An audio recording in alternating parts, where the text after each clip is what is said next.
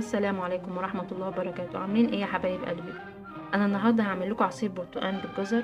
وطبعا كلنا عارفين فايدة الجزر والبرتقال للولاد، بيقوي مناعتهم، ولينا احنا كمان بيعمل نضارة للبشرة وبيقلل التجاعيد. مقادير هنا كيس برتقال مخزناه في التلاجة، وتقريبا نص كيلو.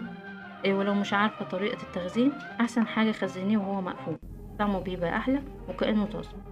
جزر مسلوق، وعليه 3 معالق سكر. هنحط المكونات دي كلها في قطاعة الفواكه، وبعدين نصفيها في مصفى ضيقة. ولو عايزة تحطي عسل أبيض مكان السكر بيكون صحي برضو، ممكن كمان تحطي سكر دايت لو عايزة تخسي. لو الطريقة عجبتكم ما تنسيش تعملي اللايك وتشتركي في القناة، وما تنسيش تكتبيلي في التعليقات تحبي نعمل ايه مع بعض. رمضان جانا وفرحنا بعد غياب